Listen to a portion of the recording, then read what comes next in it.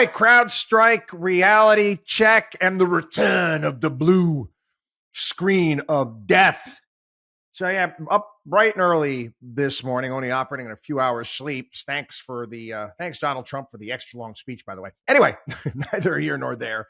I get wind of what's happening around the globe and this global IT outage, grounding flights, dealing with banks, all sorts of issues.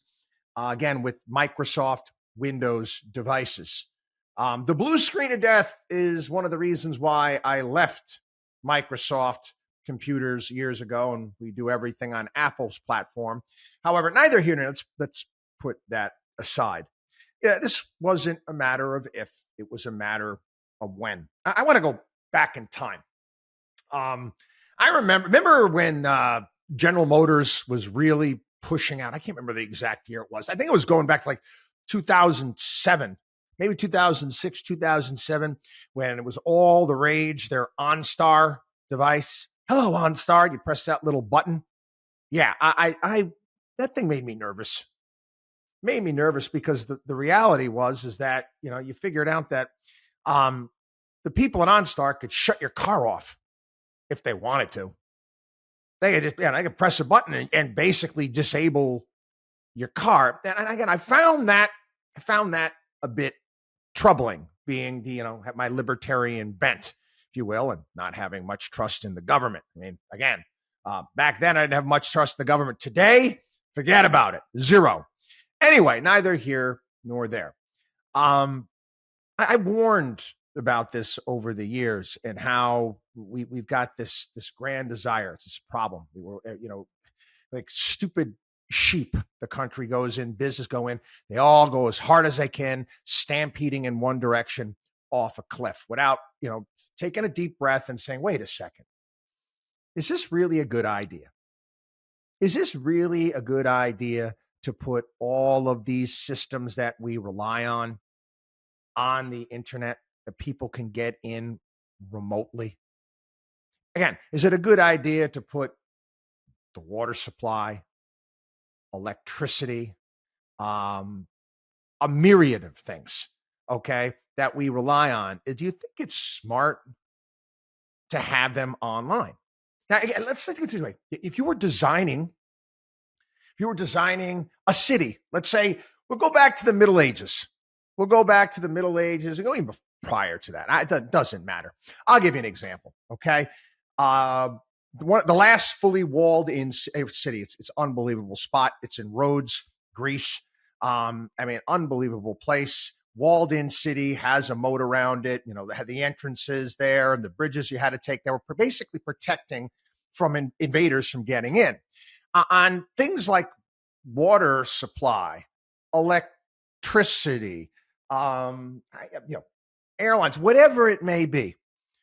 Wouldn't it be smart, if you're trying to protect those systems, to make sure that no one could get in from the outside?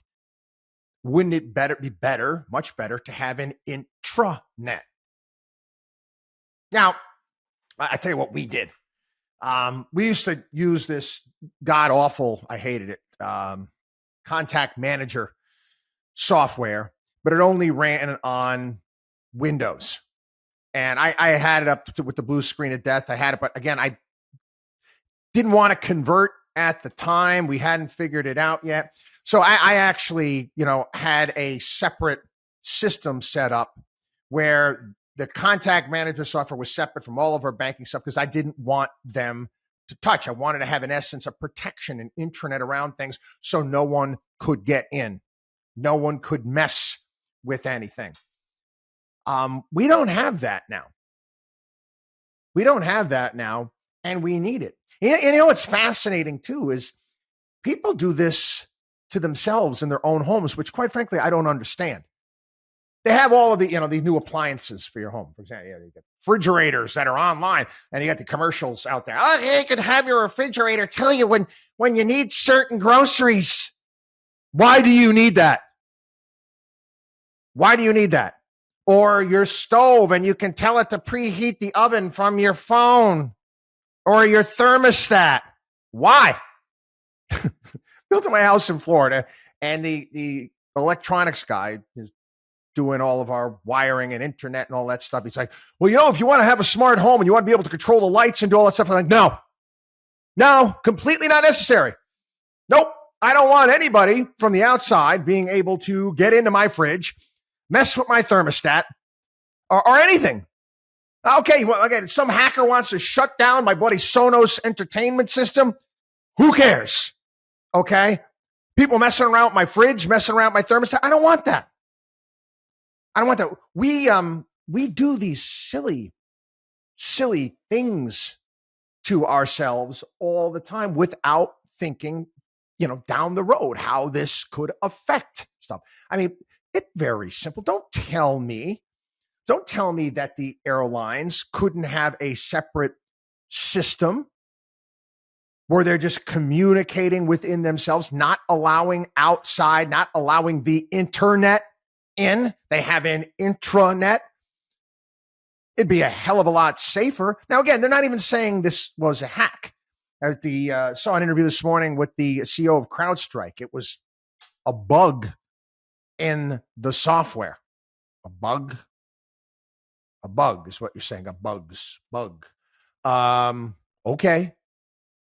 Okay. And their stock is getting, pummeled right now, and rightfully so.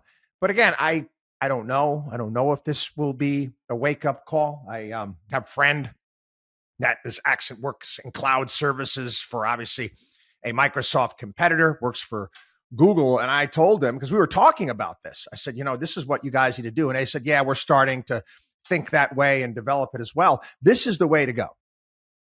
It's not like hardware and equipment are that expensive. They really aren't. If you have to have a side-by-side system, to me, it would be a selling point. Okay. I don't want anybody from the outside, even the ability to get into things that are important.